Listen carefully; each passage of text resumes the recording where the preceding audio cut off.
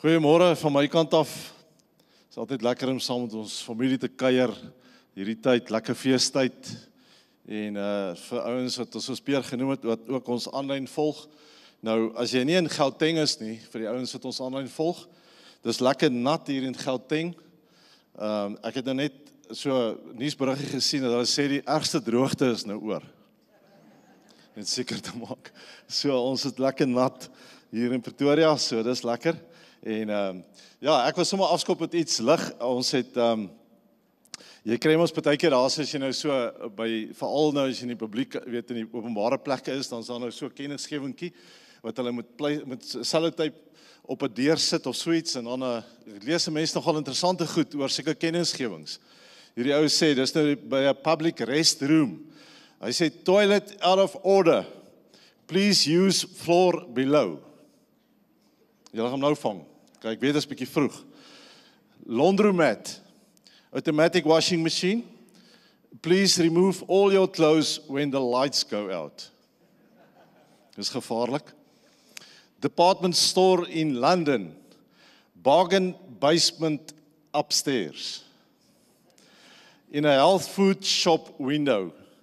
Close due to illness.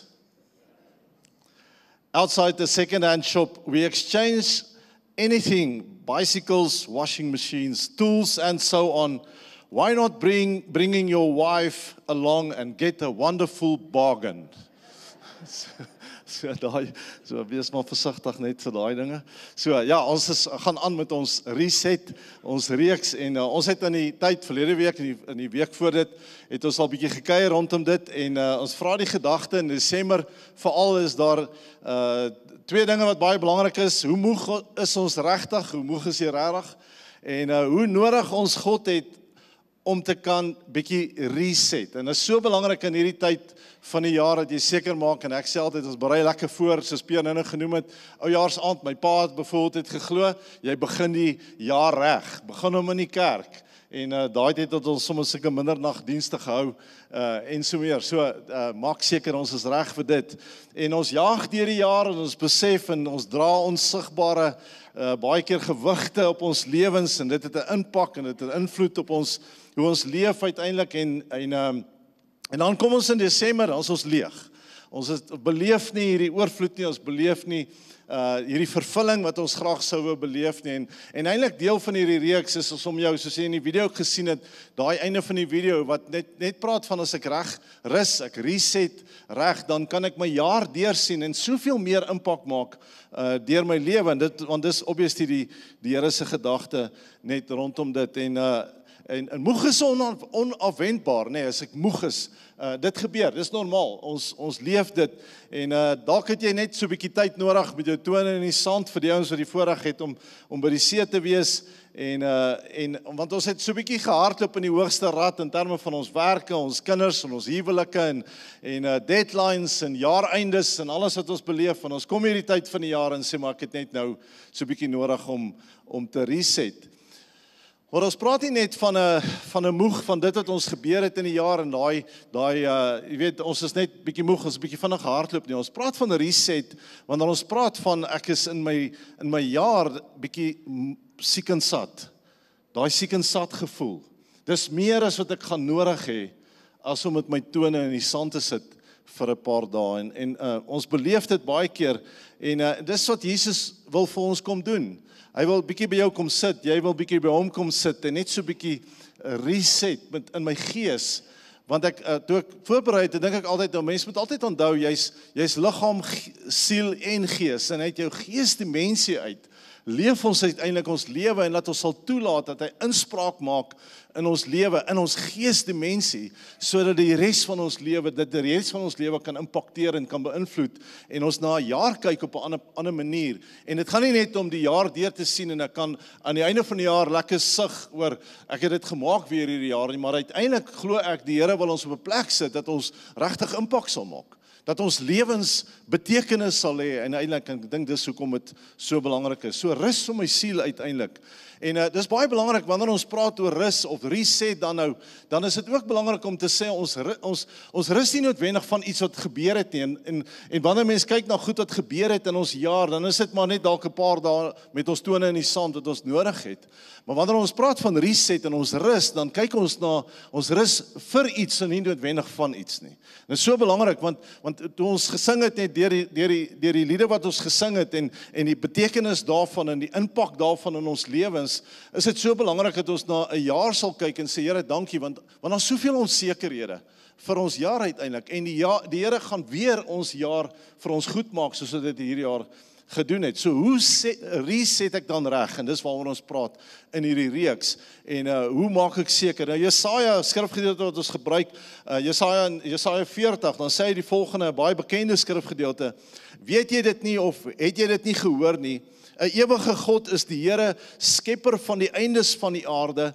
Hy word nie moeg of mat nie. Daar is geen deurgronding van sy verstand nie. Hy gee die vermoeide krag en vermenigvuldig sterkte vir die wat geen kragte het nie. Die jonges word moeg en mat en die jong manne struikel selfs. Dan baie belangrik, maar die wat op die Here wag, kry nuwe krag. Hulle vaar op met vleuels soos die arende, hulle hardloop en word nie moeg nie, hulle wandel en word nie mat nie. Maar die wat op die Here wag, kry nuwe krag. En ons wil jou help in hierdie reeks om vir jou te help en te sê, maar hoe wag ek effektief? Hoe wag ek? En daai wag is nie 'n passiewe wag nie, soos wat ek wag vir 'n bus om te kom nie. Dit is 'n aktiewe wag. En laasweek het ons spesifiek stilgestaan by die gedagte van ons rus en ons reset in die woord van God. So as jy dit gemis het, gaan lees 'n bietjie of gaan luister bietjie natuurlik. Wat het ons gesê oor om jou Bybel bietjie nader te trek? Is miskien 'n tyd wat jy bietjie rustig kan wees en daar's nie werksdruk of so nie. En ons kan net 'n bietjie ons Bybels nader trek op watter manier jy dit ook al by jou het en dat ons net 'n bietjie reset wat dit betref. En maar nou vandag in week 3 praat ons dan oor die gedagte van hoe reset ek reg? Ek praat met die Vader, ek praat met my Vader, natuurlik deur gebed. Nou dis klink soos 'n oksimoron, jy weet ek sê dieselfde ding, maar om met God te praat is gebed en ons wil 'n bietjie stil staan by om jou te help en wanneer jy in daai lekker tye met die Here is, dalk selfs in jou kar of wat ook al, kan jy met hom praat en ons praat bietjie oor gebed. Nou luister net wat sê Lukas 11 vers 1 sê, en toe hy op 'n sekere plek besig was om te bid, sê een van sy disippels vir hom nadat hy opgehou het, Here, leer ons bid, soos Johannes ook sy disippels geleer het. Nou die agtergrond as jy kyk na alles wat die disippels vir Jesus kon vra hulle vir hom om hulle te leer bid. Want hier's vir my, as ek daarna kyk, dink ek die rede daarvoor is, hulle het hom dopgehou. Nou as jy gaan lees, veral in die evangelies, dan lees jy hoe dat Jesus, dan gaan bid hy in die wildernis, en dan bid hy sommer reg deur die nag, of hy gaan op in die berg, of hy's hier in eensaamheid, en ek dink hulle het hierdie konnotasie beginne maak van, wanneer hulle hom sien, tyd met sy Vader spandeer in gebed, dan gebeur daar goed. Daar's impak, met ander woorde, dis wat ons sien gebeur, met ander woorde, as hy dan praat daarvan, dan sê ons maar hy beklemtoon uiteindelik verhouding. Hulle het iets van hom gesien en ek het laasweek gepraat oor die gedagte van wanneer ek nou my Bybel lees selfs, is dit nie iets van 'n resep wat ek volg nie. Ek kan nie my Bybel lees uit buite verhouding, 'n intieme verhouding met God uiteindelik nie, want dit beklemtoon uiteindelik verhouding, net so met gebed. Dit beklemtoon hierdie verhouding en dan sien ons, dan is daar beantwoording van gebed. Hulle het Jesus dopgehou, want wonderwerke gebeur. Daar gebeur goed en ons het in die laaste lied nou net weer gesing. Hy voorsien vir ons ver bo wat ons kan bedink of vra. En daai vrae is maar eintlik gebed wat dit sigbaar maak. So die disippels het hierdie link natuurlik gemaak, want dis wat ons sien gebeur. Blindes sien, krepenes loop en sondaars kom tot bekering en dis wat hulle sien gebeur het. En nou kom hulle by Jesus en sê maar ons wil dit ook beleef. Ons wil ook ietsie daarvan beleef, van die resultate, die impak wat ons kan hê, uiteindelik in ons lewens. Nou vra hulle vir hom, leer ons bid. So, gebed gaan meer as net uiteindelik, en dis hoekom ek praat oor verhouding, gaan dit uiteindelik meer as net ek wat vir my begeertes aan God bekend maak, en dis verseker reg. Paulus skryf aan in Filippense, dan sê hy, kom met gebed en smeking, dan bring jy jou shoppinglist, kom bring jou begeertes met gebed en smeking, met danksegging, kom bring dit voor die Here. Maar dit gaan meer as net dit gaan oor daai verhouding. So enige verhouding, weet ons, werk nie net so nie. Ek en Welna is getroud, en sy sal my hart slaan, as dit net vir haar daaroor gaan. Dan gaan maar net oor die goedjies wat sy vir my kan doen. En ek vra vir haar, sy gee, en daar's nie 'n diep verhouding wat uiteindelik gebeur, en dis dieselfde met ons gebedslewe. So Jesus dan kom hy sê, Jesus se reaksie, wanneer hy hom vra om hulle te leer om te bid, is natuurlik so belangrik. In Matteus 6 beskryf dit dan. Hy sê, maar wanneer jy bid, gaan in jou binnekamer, sluit jou deur, en bid jou Vader wat in die verborgene is. En jou Vader wat in die verborgene sien, sal jou in die openbaar vergelde. En as julle bid, gebruik nie ydelle herhaling van woorde soos die heidene nie, want hulle dink dat hulle deur hulle baie woorde verhoor sal word. Moet dan nie soos hulle word nie, want julle Vader weet wat julle nodig het voordat julle hom vra. Nou is altyd die vraag, maar hoekom as hy weet wat ek nodig het, hoekom is gebed dan nog nodig? En dis hoekom ek verhouding beklemtoon. Want hy wil hê, dit gaan nie net oor wat jy wil hê nie, dit gaan oor daai verhouding, en binne hierdie verhouding gebeur daar sekere goed, en ons gaan 1 of 2 goed net daaroor sê. Nou dis baie goed om uiteindelik in jou kar te bid. Dis baie goed om sommer net waar ook al jy is, want die Bybel sê bid gedurig deur. Dis die Bybel se opdrag vir ons uiteindelik. Maar dit gaan nie net oor ek bid in my kar en ek ry hier vanaf vir die ouens wat in Johannesburg werk of so, en daar's lekker tyd op die snelweg waar jy kan bid nie. Dit gaan meer as dit net, en dis wat ons sien gebeur. Maar daar is meer in ons gebedslewe sal sien, daai binnekamer ervaring uiteindelik. En dis wat hy sê, wanneer jy dan bid, kom bietjie eenkant. Daar's iets van om eenkant te kom. Daar's iets van om net in my binnekamer. Dit gaan nie net oor daar waar ek 'n plek in my huis het en ek kan die deur toemaak, wat ook natuurlik goed is. Hy sê maar kom net bietjie weg, kom bietjie weg van die geraas van die lewe. En in Desember is dalk juis vir jou die tyd om so bietjie iets daarvan te ervaar en iets daarvan te modelleer in jou lewe wat jy kan sien. Kom ek bietjie eenkant, kom bietjie weg, en daar kan jy in jou kar klim en ergens na 'n plek toe ry wat vir jou lekker is en uiteindelik net tyd spandeer. En dan sê hy, en dan is die belofte, en jou Vader wat in die verborgene sien, daar waar jy eenkant is, daar waar jy in jou binnekamer is, daar waar jy alleen is, alles afgesit het, kom hy en hy sê, hy sal jou in die openbaar vergelde. Met ander woorde, daar sal in die openbaar, daar waar jy jou lewe leef, sal daar uiteindelik resultate wees, en dis uiteindelik wat ons wil sien gebeur. Nou, dan kom Jesus met die baie bekende wat ons in die Afrikaans noem, die Onse Vader. Dan begin hy, en hy begin met die gedagte met, wanneer jy bid Onse Vader. En hierdie is my seker een van die grootste bewyse van dat Jesus ons intrek in die persoonlike verhouding wat hy met die Vader het. Hy sê, dis Onse Vader. Kom bid Onse Vader. Dis nie net my Vader nie, want ek het laasweek gesê, ek is erfgenaam van Christus, of ek is erfgenaam van God en 'n mede-erfgenaam van Christus. Ek is deel van sy huishouding. Dis ook, my Vader is ook jou Vader, en ek dink daar's niks meer as wat ons wil beklemtoon wat die evangelie uiteindelik is nie. Dis die goeie nuus van Jesus Christus. Hy trek my in die persoonlike verhouding wat hy met die Vader ervaar uiteindelik, en dit gaan ons sien. Nou, dit gaan baie moeilik vir jou in jou gebedslewe wees as jy dit nie verstaan nie. As jy weet, maar ek kan ek nou, en Pierre het nou daarvandaan verwys, is ek reg om te kan bid? Gaan hy my enigstens antwoord? Ons probleem in ons samelewing, as dit kom by gebed, is dat ons teleurgesteld raak, want hy het nie die vorige keer my gebed geantwoord, soos ek wil gehad het hy met antwoord nie. Nou is ek teleurgesteld, en ek sien my gebede op die einde word nie waar in my lewe nie. En nou voel ek bietjie onvrymoedig, en dalk is dit ek wat nie reg is nie. Wat maak dat daar 'n verskil kom in terme van dit? Maar ons het nodig om te besef, dis Onse Vader. En dan baie belangrik bid hy gaan verder, hy sê, Onse Vader wat in die hemele is. Nou net 'n gedagte, God se hart vir ons is soveel meer, dis wat jy vanoggend moet verstaan, dis soveel meer God se hart vir my en jou, as wat ons self in ons harte beleef vir onsself. Dis daai gedagte, hy kan doen ver bo wat ons kan bid, dink of vra, want hy weet soveel meer, en hy weet uit die volheid van my hele lewe, weet hy van, en hy kan vir my gebed antwoord, net rondom dit. So ons begeertes vir onsself, is nie naaste by sy begeertes vir ons nie.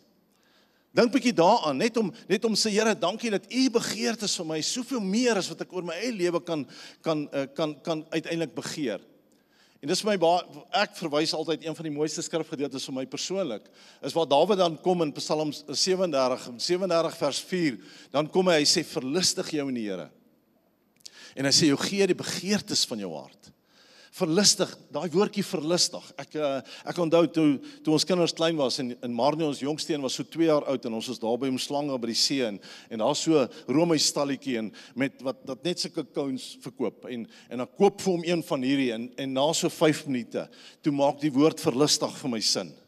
Want is Romeis all over, julle ken daai ding. Sê, geniet sy teenwoordigheid, geniet om net met hom te kuier, geniet om net sy inspraak in jou lewe te ervaar. En dis hoekom dit belangrik is, soos wat 'n kind na sy pa toe gaan, is dit in die regte sin van die woord, daai verlustig, daai geniet, dis wat hy wil hê ons moet doen. Dan sê hy, in daai geniet, in daai verstaan van dat hy my Vader is, nou gee hy vir die begeertes in my hart, wat hy wil hê ek moet bid oor myself, en is groter altyd as wat ek oor myself dan nou het. Hy sal vir my alles gee.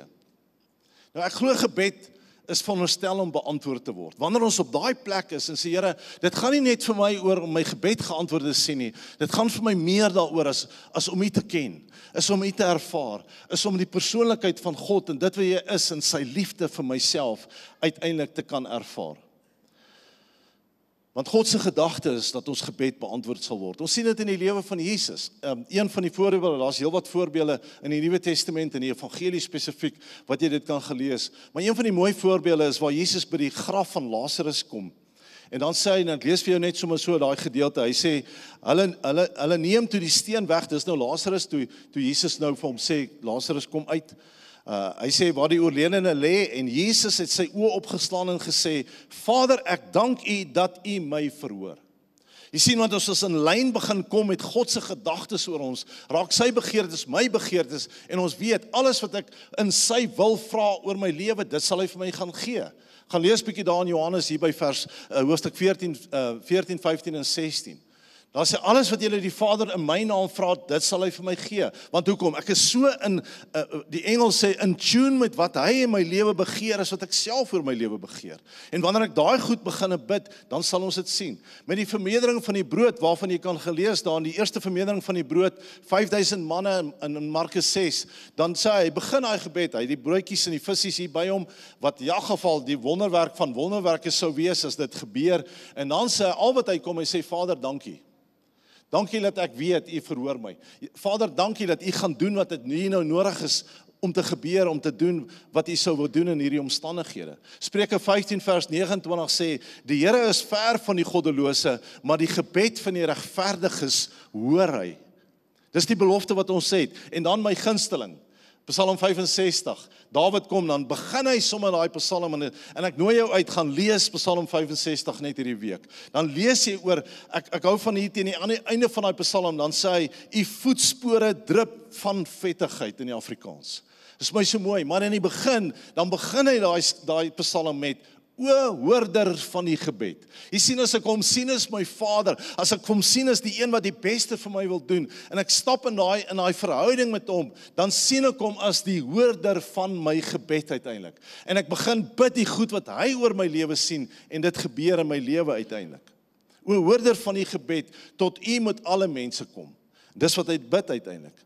En dit is ons God se karakter, sy begeerte is dat ons gebede uiteindelik gaan beantwoord word.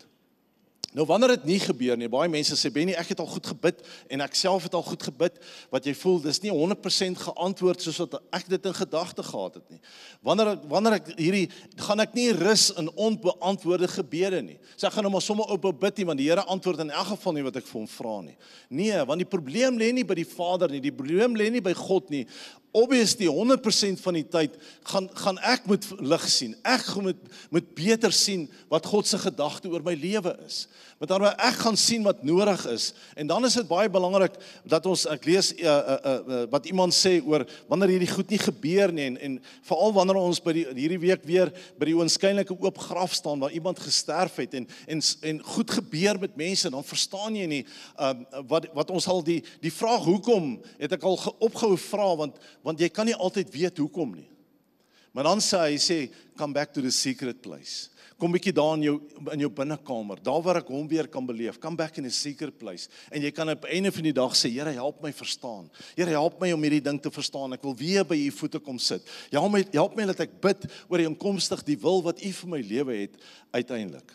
Nou, as jy kyk van die skepping af, is dit God se hart dat hy vir ons wil gee. Luister wat sê Genesis 2 vers 7 en ek gaan dit vir julle in Engels lees. Hy sê, then the Lord God took some soil, dis toe hy vir Adam gemaak het, from the ground and formed a man out of it. He breathed a life-giving breath into his nostrils and the man began to live. Met ander woorde, hy het sy asem in ons ingeblaas. Hier is wat jy moet verstaan vanoggend. Dieselfde kapasiteit wat in Christus was, wanneer hy gebid het en daar wonderwerke gebeur, daai selfde kapasiteit, dieselfde asem is in my lewe ingeblaas. Uiteindelik het Adam dit verloor, weet ons, maar die reg deur die Ou Testament sien ons hoe dat God se plan was dat Christus weer op die voorgrond sal kom, hy binne ons sal lewe en ons weer ervaar die asem wat hy binne in ons geblaas het. En dis hoekom ons kan sê dieselfde kapasiteit wat in Christus is nou in my. Ek onthou met die uitstorting van die Heilige Gees en net voordat Jesus opvaar, dan sê hy, ek gaan vir julle 'n trooster gee, wat by julle en in julle sal wees. Die Heilige Gees, daai asem wat hy in my lewe ingeblaas het, en dis die kapasiteit wat ek het. Nou kom hy in Genesis 1 vers 26, dan sê hy, then God said, and now we will make human beings, en dan luister mooi, they will be like us. And resemble us, they will have. Dis 'n goeie plek om te sê, maar ek gaan nou bid, because why? They will have, en in hierdie geval, they will have power. Dis die gedagte rondom dit. So die mens het 'n lewende gees geword. Dis wat ons taal gebruik uiteindelik, as jy dink aan die mens het 'n lewende gees geword. Die regte Hebreëse vertaling daar praat van om te vra. Hy het ons opgestel, hy het ons so gemaak om te verstaan, ons het 'n Vader, ons het moet verstaan dat sy asem in ons ingeblaas is, ons het die autoriteit en ons het die gesag. So wanneer ons dan bid, en terwyl ek praat, dink ek weer aan wat Jakobus uiteindelik skryf, hy sê die gebed van die regverdige het groot krag. Daai vertaling daarvan praat van, in die Engels sê hy, it's dynamic in its working, waar die woord dinamiet vandaan kom. Nou as jy net dink, die gebed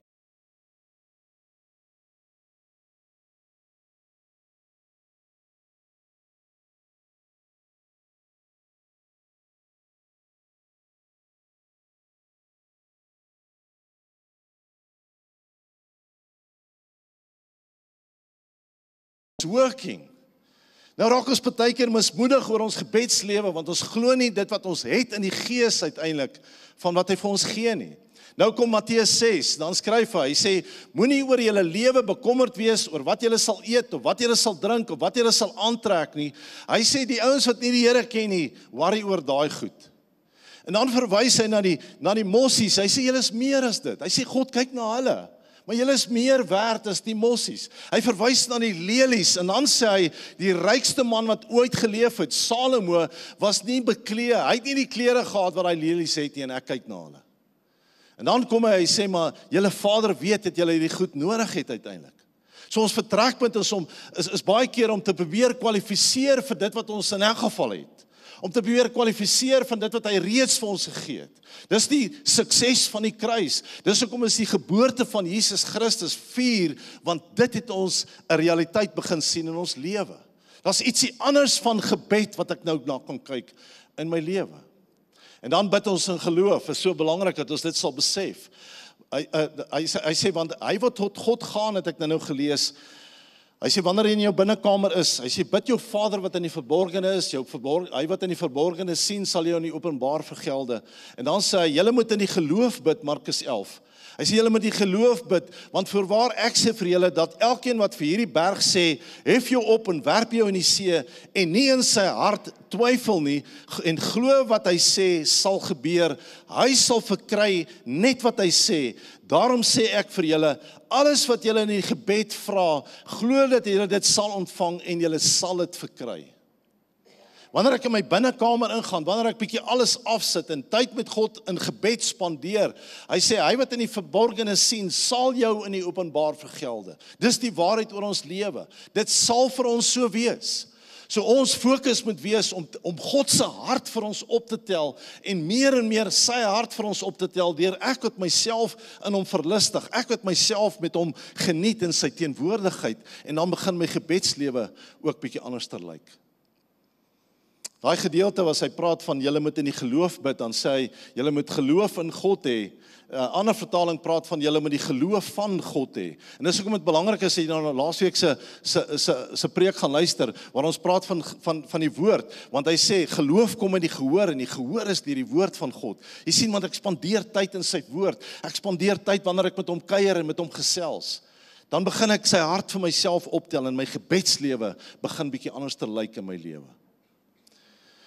En dan kom Hebreërs 11 vers 6, luister wat hy sê. Hy sê, en sonder geloof is dit onmoontlik om God te behaag, want hy wat tot God gaan, moet glo dat hy is, en dis wat ek nou gesê het, moet glo dat hy is, en 'n beloner is van die wat hom soek. Sê, wanneer ek tot God gaan, it's dynamic and it's working.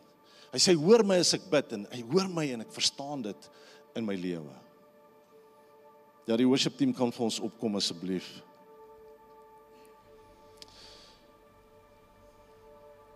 So wanneer ons met gebed na God toe gaan en weer eens sê ons dis in hierdie tyd wat dit bietjie rustiger is dalk in jou lewe. Die bietjie rustiger, al is dit net in die verkeer en die verkeer in Pretoria is ook rustiger. Dit maak dit lekker. Maar dat ek bietjie reset. En sê ek kom anders te kyk na 2026. Ek kom bietjie reset en kom rus in die teenwoordigheid. Dis hoekom dit 'n aktiewe rus is. Dis nie 'n passiewe rus nie. Dis 'n aktiewe rus en sê Here, dankie daarvoor in my eie lewe.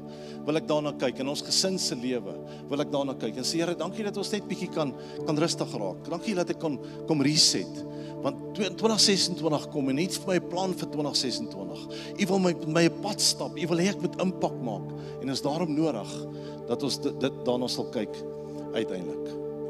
Sal jy saam met my staan?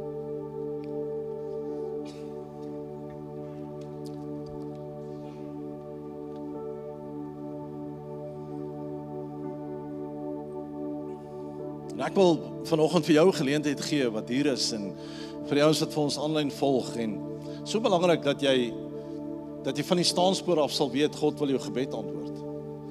Ek weet van mense net in ons dampkring in ons gemeente van mense wat siek is en die Here so vertrou vir sekere goed en ek wil jou vanoggend uitnooi om net te sê kom bring bietjie jou begeertes vir hom vanoggend.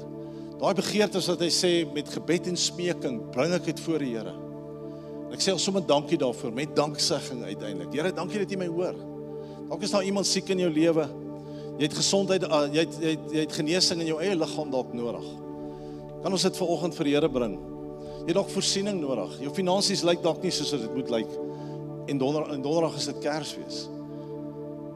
Dalk is dit herstel van verhouding en toe ek voorberei het die Here my iemand gewys wat hier is vanoggend wat sukkel met vergifnis.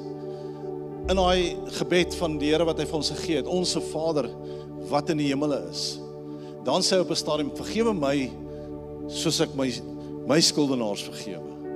So weet jy wat jou eerste vertrekpunt is, dat jy die Here sal vertrou en uiteindelik los en sal vryspreek. Want hy sê daai opsig en daai vryspreek en daai vergifnis gaan nie oor jou of die persoon wat jy mee sukkel in terme van jou verhouding met daai persoon nie. Dit gaan tussen jou en die Here. Sê Here, dankie dat jy genesing bring waar genesing nodig het. Wil jy dit nie voor die Here kom bring? Dit wat jy in jou hart begeer en kan ek vra dat jy sommer so jou hand op jou hart sal sit en dit is 'n teken en sê Here, dankie. Dankie dat ek dit na U toe kan bring. So Vader, dankie dat ons vanoggend in gebed en smeking U het ons uitgenooi. Alhoewel U weet wat ons nodig het. Here, kom in ons verhouding met die Vader. Dankie vir die werk wat U vir ons in die kruis gedoen het. Here, die gedagte van die kruis was nie om ons Christene te noem nie, maar is uiteindelik om hierdie intieme verhouding met die Vader uiteindelik vir ons te kan herstel sien. Dankie daarvoor. Dankie dat ons kan bid vir elke uitdaging, vir elke begeerte wat vanoggend hier verteenwoordig word. Here, as dit is dat ons mense in ons lewe moet vergewe wat goed teen ons gedoen het, wat soveel seer in ons lewe veroorsaak. Dankie dat U ons help daarmee. Dankie dat U vir ons krag en wysheid en insig gee en dat ons genade sal verstaan soos dat U dit bedoel het. Dankie dat U toe U uitgeroep het aan die kruis, dit is volbring, het U alles in gedagte gehad wat ons ooit sou nodig hê. Ons dankie daarvoor in Jesus naam. Amen. Kom ons sing.